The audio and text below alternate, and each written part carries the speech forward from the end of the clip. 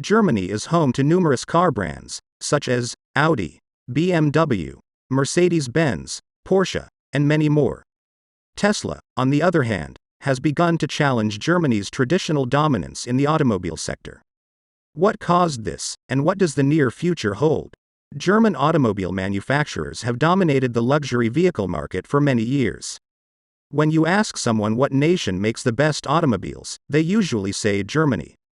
These automobiles were frequently top of the line and filled with remarkable amenities, as the country was famous with being the finest. Some were hybrids, while others ran on gasoline. The German automobiles have lagged in developing all-electric alternatives, and now risk being overtaken by Tesla, which continues to amaze the luxury car market with its extremely attractive options for drivers looking for a comfortable ride. German automakers are attempting to bridge the technological gap, and in the process, hoping to overtake Tesla before it is too late.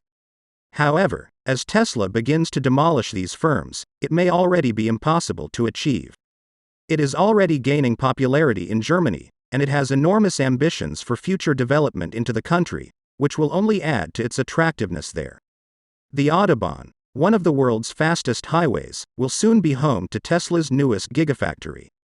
The electric automaker plans to start building cars outside of Germany's capital of Berlin this summer, and it has domestic automakers there metaphorically sweating at the prospect of their industry being upended. Originally, German automakers would say things like, "These folks in Silicon Valley have no idea about engineering, about making really attractive and excellent vehicles, so don't worry about them."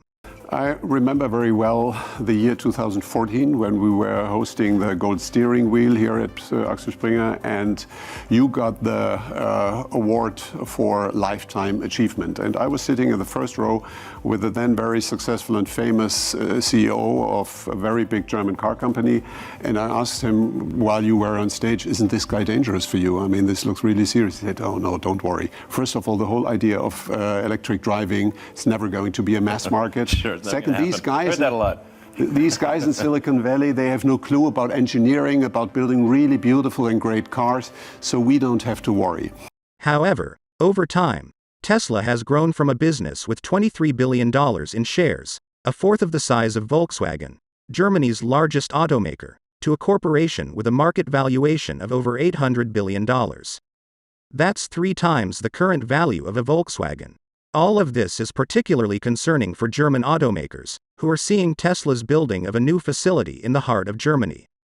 Musk's newest gigafactory will transform the German village of Grundheim from a sleepy village of 9,000 to a vibrant city of 40,000 people, with around half of them presumably commuting in from neighboring Berlin. By the way, if you like what you're seeing, please subscribe to our channel, where we keep you up to date on all the latest news from Elon Musk, Tesla, and SpaceX.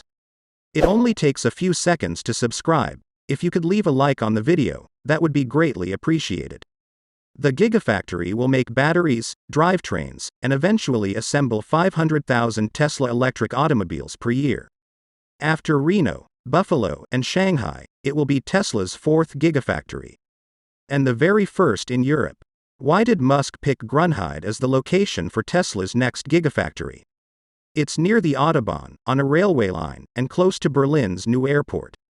Plus, there were already approvals in place for a big factory, since Grundheim approved a BMW facility around 20 years ago that was never built.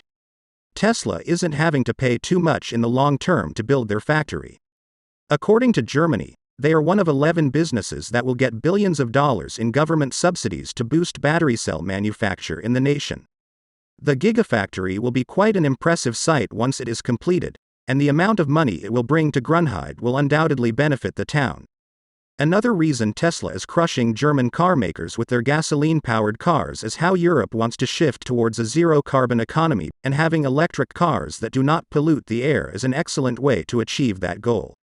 The European Union has said publicly that it wishes to achieve net zero carbon emissions by 2050, and road transportation presently accounts for 1/5 of all carbon emissions.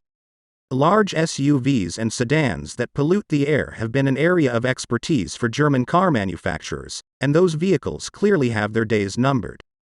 The types of fines that the EU and Germany are considering for major polluters could theoretically put car manufacturers out of business if they don't clean up their act. Last year, Volkswagen missed its carbon emissions target for its fleet by just 0.5 grams per kilometer, and as a result, the European Union fined the firm €121 million. Now, imagine the penalty a gas-guzzling SUV might cost a German corporation. It's not nice.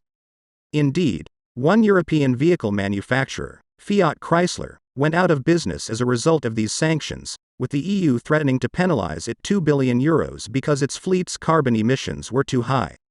In order to avoid going bankrupt, the firm struck a deal with none other than Tesla. Tesla promised to pool its fleet with the emissions from Fiat Chrysler. Fiat Chrysler now pays Tesla hundreds of millions of dollars every year. Guess what they do with that money? They use it to build their gigafactory in Germany. Tesla was essentially paid by a rival to create the plant that will produce cars that will render that competition obsolete. That's brilliant, and a great example of smashing anybody who gets in Tesla's way. The US is going more slowly to develop and enforce emission rules. Tesla has become a hugely popular brand in certain jurisdictions with strict regulations. With its EU laws, Tesla helps everyone out in Europe except the German automakers. Even as competitors move to electric vehicles in an attempt to compete with Tesla, the firm has a significant lead. When it comes to the European Union, Tesla still has some obstacles to overcome. Union regulations are one major potential stumbling block. Tesla employees in the United States have filed grievances regarding salary and working conditions on occasion. Despite this, Musk has actively resisted attempts to unionize. However, in Germany, unions are a powerful force that cannot be ignored or prevented, as Musk has been able to do in the United States. Unhappy unions have cost German automakers millions of euros in the form of strikes and other measures. Tesla does not want to get into that type of problems if it wants to compete in Germany. Another concern is that competitors are catching up. Audi and Porsche are both planning to launch electric cars and SUVs.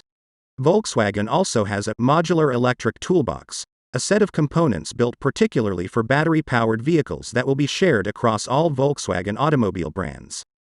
The theory is that by mass-producing hundreds of thousands, if not millions, of cars with the same components, Volkswagen will be able to reduce the cost per vehicle.